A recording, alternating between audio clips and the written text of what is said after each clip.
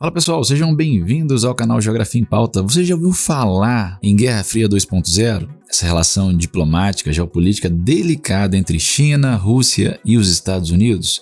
Você deve conhecer a Guerra Fria, aquela que durou do final da Segunda Guerra Mundial até o início da década de 90 e colocou Estados Unidos e União Soviética em lados opostos do ponto de vista geopolítico global. Agora a gente vivencia um novo período delicado de relações internacionais entre China e Rússia de um lado e Estados Unidos do outro. E nós podemos ter, pessoal, Taiwan, um pano de fundo aí delicado de uma relação cada vez mais difícil geopolítica entre a China e os Estados Unidos. Então vamos falar um pouquinho sobre Taiwan, a Ucrânia da China. Após a invasão russa à Ucrânia, cresce a tensão sobre um outro barril de pólvora, a cisma entre China e Taiwan, que já vem desde lá de 1949. Hoje vamos tentar entender as raízes, pessoal, da tensão e os perigos que, inclusive, ela traz pra gente. Com tanto show aéreo acontecendo na tela, é provável que o espectador do blockbuster Top Gun Maverick não tenha reparado num detalhe do figurino. A jaqueta estilosa do personagem de Tom Cruise, entre várias estampas,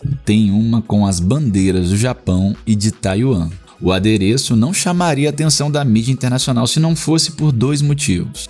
Num trailer exibido em 2019, a mesma estampa tinha imagens genéricas no lugar das bandeiras. Na época, aliás, um dos investidores do filme era Tencent Pictures, de origem chinesa, que acabou deixando o projeto. E os símbolos de rivais tradicionais da China surgem na roupa do piloto justamente no momento em que as tensões geopolíticas entre a potência asiática e Taiwan estão beirando as vias de fato. Estrondo de bilheteria no mundo todo, a sequência de Top Gun Asas Indomáveis, lá de 1986, não tem previsão de estreia em território chinês. Provavelmente será banida. Chris Fenton, autor do livro sobre as encrencas da China com Hollywood, vai mais longe. Acredita que, pela provocação na jaqueta de Maverick, elenco, equipe de produção e estúdios envolvidos no filme serão banidos dos cinemas chineses por um bom tempo. A situação que envolve o filme é uma nota de rodapé na história de um conflito que nunca apareceu tão a ponto de explodir e que envolve mais personagens do que um olhar raso daria a entender. Gente, uma China, dois governos. China e Taiwan têm uma questão familiar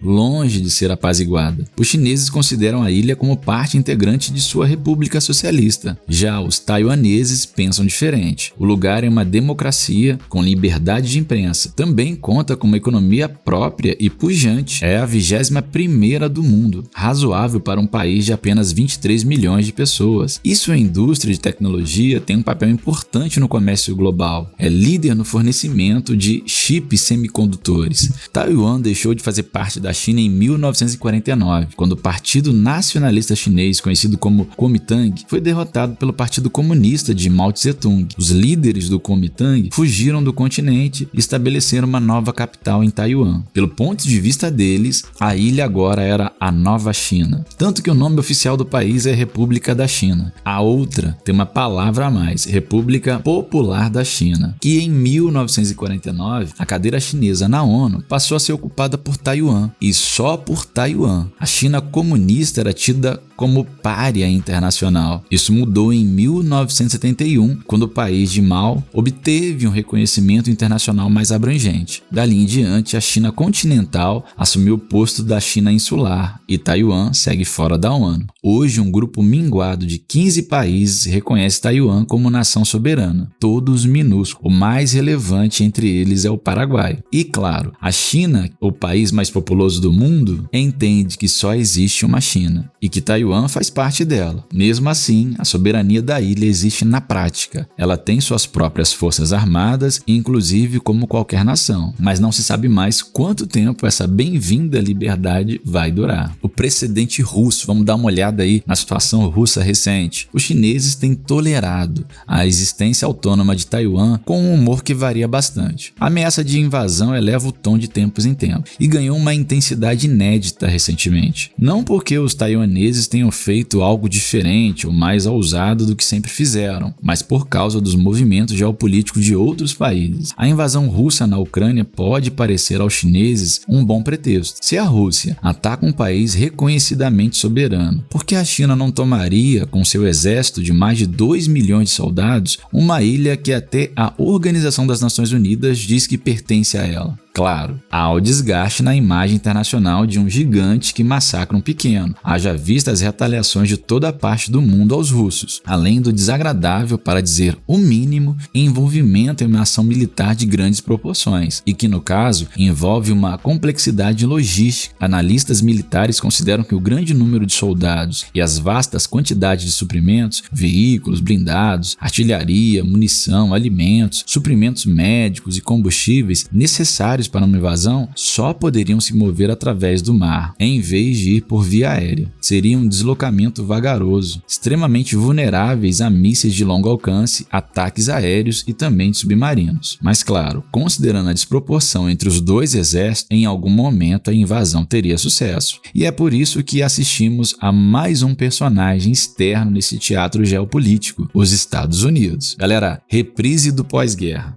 Joe Biden declarou recentemente que defenderia Taiwan de uma eventual agressão chinesa. E um pouco de história mostra que, além da disputa geopolítica atual, essa fala do presidente deixa claro que temos uma nova versão da Guerra Fria sendo costurada. Durante o conflito civil chinês de meados do século XX, aconteceu o natural. A União Soviética se colocou ao lado dos comunistas e os americanos apoiaram os nacionalistas derrotados, que foram parar lá em Taiwan, até fornecerem ajuda econômica para a formação de um país independente ali, de modo a ter influência na vizinhança dos comunistas. Hoje, seguindo o alinhamento que prevalece na maior parte do mundo, os Estados Unidos reconhecem a posição de Pequim de que Taiwan é parte da única China, mas, paradoxalmente, jamais aceitaram a reivindicação de poder do Partido Comunista Chinês sobre a ilha. Como também depende de um intenso comércio com os chineses, os Estados Unidos mantêm essa política de ambiguidade estratégica, mas que anda cada vez menos ambígua. O apoio da China à Rússia e as recentes demonstrações de força de seu exército, em outubro, 38 aviões de combate cruzaram a zona de defesa aérea de Taiwan, dão a entender que a ilha pode ser a próxima Ucrânia. Ainda que